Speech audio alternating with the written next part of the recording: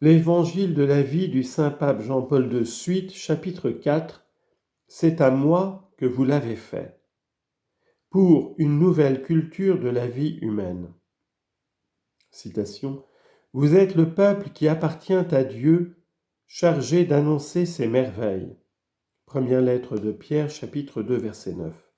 Le peuple de la vie et pour la vie. L'Église a reçu l'Évangile comme une annonce et comme une source de joie et de salut. Elle l'a reçu comme don venant de Jésus envoyé du Père pour porter la bonne nouvelle aux pauvres. Luc 4, 18. Elle l'a reçu par les apôtres envoyés par lui dans le monde entier. Marc 16, 15, Matthieu 28, versets 19 et 20. Née de cette action évangélisatrice, l'Église sent retentir en elle chaque jour l'avertissement de l'apôtre « Malheur à moi si je n'annonçais pas l'Évangile ». 1 Corinthiens 9, 16. Comme l'écrivait saint Paul VI, évangéliser est en effet la grâce et la vocation propre de l'Église, son identité la plus profonde. Elle existe pour évangéliser. L'évangélisation est une action globale et dynamique qui conduit l'Église à participer à la mission prophétique, sacerdotale et royale du Seigneur Jésus. C'est pourquoi elle comporte inséparablement les dimensions de l'annonce, de la célébration et du service de la charité. C'est un acte profondément ecclésial qui met en jeu tous les ouvriers de l'Évangile, chacun selon ses charismes et son ministère.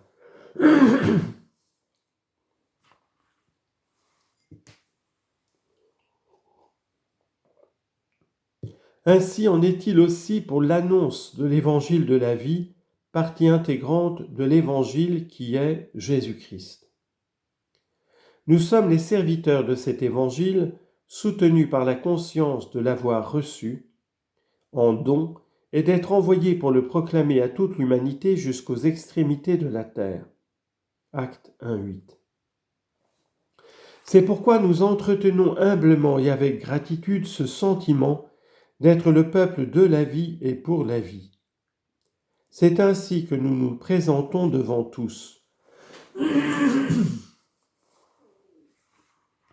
Nous sommes le peuple de la vie parce que Dieu, dans son amour gratuit, nous a donné l'évangile de la vie et que ce même évangile nous a transformés et sauvés. Nous avons été reconquis par l'auteur de la vie, Acte 3:15, au prix de son précieux sang. 1 Corinthiens 6:20, 7:23, 1 Pierre 1:19. Et par le bain baptismal, nous avons été insérés en lui. Romains 6, 4, 5, Colossiens 2, 12. Comme des branches qui tirent du même arbre leur sève et leur fécondité. Jean 15, 5. Renouvelés intérieurement par la grâce de l'Esprit qui est Seigneur et qui donne la vie, nous sommes devenus un peuple pour la vie et nous sommes appelés à nous comporter en conséquence. Nous sommes envoyés. Être au service de la vie n'est pas pour nous un motif d'orgueil, mais un devoir né de la conscience d'être le peuple que Dieu s'est acquis pour proclamer ses louanges. 1 Pierre 2, 9. La loi de l'amour nous guide et nous soutient sur le chemin. L'amour dont le Fils de Dieu fait homme est la source et le modèle, lui qui par sa mort a donné la vie au monde.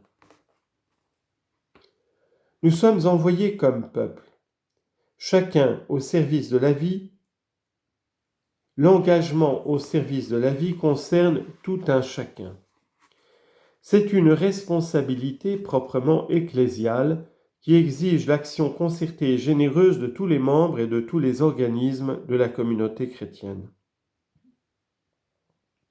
Cependant, le devoir commun n'élimine pas et ne diminue pas la responsabilité individuelle, car c'est à chaque personne que s'adresse le commandement du Seigneur de se faire le prochain de tout homme. Va et toi aussi fais de même. Luc 10, 37. Tous ensemble, nous ressentons le devoir d'annoncer l'évangile de la vie, de le célébrer dans la liturgie et dans toute l'existence, de le servir par les diverses initiatives et structures destinées à son soutien et à sa promotion.